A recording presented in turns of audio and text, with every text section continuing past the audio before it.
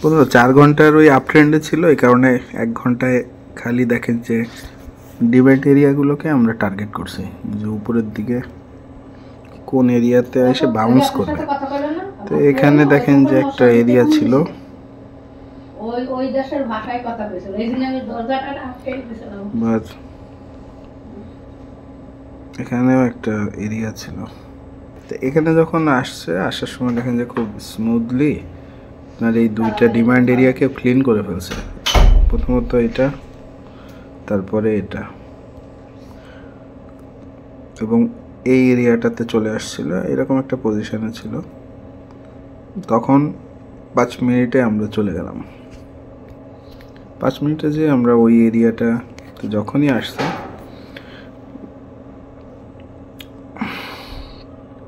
এখানে দেখেন যে সেলার একেবারে স্ট্রংলি আসছে, পুশ করে একটু উপরে উঠছে, পরের ক্যান্ডেলটাতে পুরো বায়ার চলে আসছে।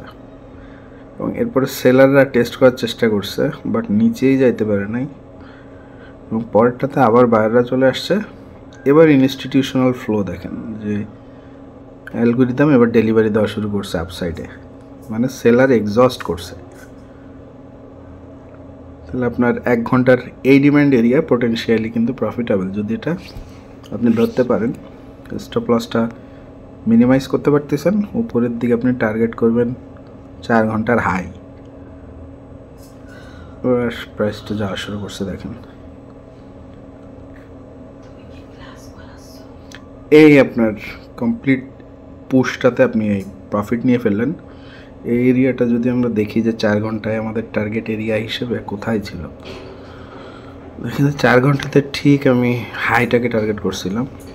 বা সাইডের যে রিসেন্ট হাইটা ছিল সুইং হাই, ওই সুইং হাইয়ের উপরে লিকুইডিটিটা পর্যন্ত তো যাবে, এবং লিকুইডিটিটা গ্র্যাব করলো, করে আবার হয়তো যা করছে। বাট আমার প্রফিট যে নিব বা ট্রেডে যাব, এটার রুল এখানেই। আমরা এরপরে কি হলো না হলো ওটা আর খুব বেশি ঘাটাবো না। পরপর খুব দ্রুত সিদ্ধান্ত নিতে গেলে ভুল বেশি হয়, এরপরে আবার পরের দিন চলে যেতে হবে।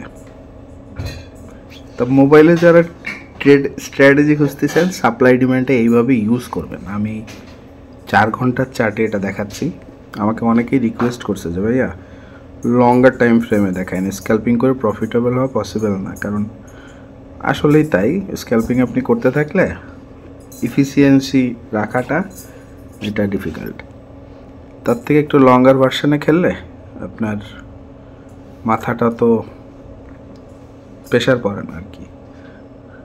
তো সেই প্রেশারটাকে মিনিমাইজ করে দেখেন যে এখানে আমরা আপ ট্রেন্ডের সাথেই ছিলাম। 4 ঘন্টার ভ্যালিড 2টা লো ছিল, ফলে বা সাইডে দেখেন যে হাইটাকে ভাঙতিছে, মেজর হাইটা, এবং উপরে যাচ্ছে সে, তার মানে সে আপ ট্রেন্ডে আছে। আমরা অ্যালগরিদমিক ডেলিভারিতে 4 ঘন্টার ফরমেশনে বুঝতে পারতেছি যে বাই সাইডে ডেলিভারি হচ্ছে, অ্যালগরিদম বাই সাইডে ডেলিভারি দিচ্ছে। তাহলে এবার 1 ঘন্টাতে চলে যায় আমাদের বাই সাইডে ডেলিভারি যদি দিচ্ছে, কোন কোন এরিয়াতে এসে ও রিজেক্ট করতে পারে। তো এখানে আপনি রিজেকশন এরিয়াটা আমি দেখাইছি, ফেয়ার ভ্যালু গ্যাপ যেখানে আছে তার নিচের consolidation area, fair value gap যেখানে আছে তার নিচের কনসলিডেশন এরিয়া, এগুলো হচ্ছে আপনার ডিমান্ড এরিয়া। কারণ এখানে প্রাইস এসে একটা ব্রিদিং নিছে, তারপর আবার পুশ করছে, একটা ব্রিথ নিছে আবার পুশ করছে।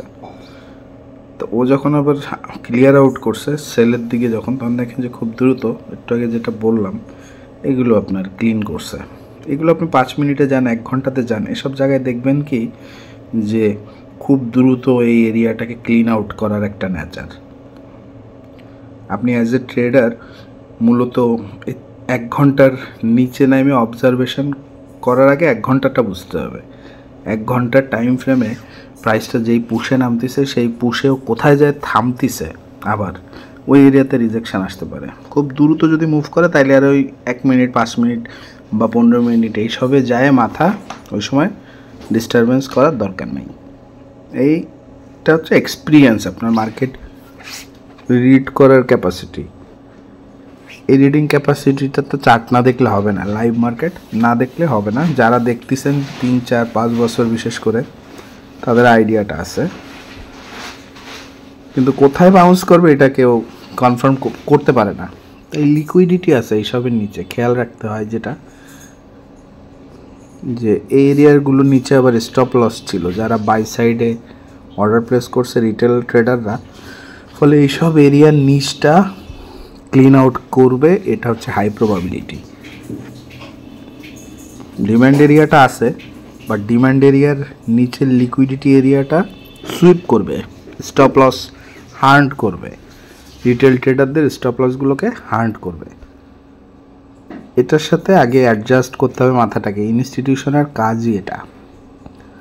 তাহলে ইনস্টিটিউশনও 1 ঘন্টার ফ্লোতে এসে কিভাবে ওভারঅল দেখেন যে প্রাইসিংয়ে একটা ব্রিদিং নিচ্ছে, ওই সময়কার সেশনের গুরুত্ব, টাইমিং, ব্যাংকিং আওয়ার কিনা, নিউজ আছে কিনা, এগুলো চর্চা করতে হবে। আপনার ইউএসডির নিউজ থাকে, জেপিওয়ের নিউজ কম থাকে, তাহলে ইউএসডি জেপিওয়ের নিউজগুলো সব ফলো করতে হবে। আমি করি, ফরেক্স ফ্যাক্টরিতে আপনারা যাবেন, ক্যালেন্ডারে যে ফিল্টার করে অনলি ইউএসডি আর জেপিওয়ের হাই ইম্প্যাক্ট নিউজগুলো, আপনার কোনো নিউমেরিক ডাটা কি আসলো না আসলো এগুলো বোঝার দরকার নেই।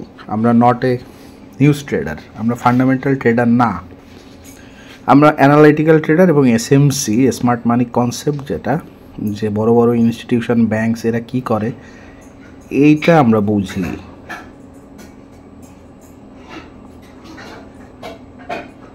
তাহলেই দেখবেন যে ওভারঅল আপনি এই স্ট্র্যাটেজিটা দিয়ে মার্কেট স্ট্রাকচারে সেশন ওয়াইজ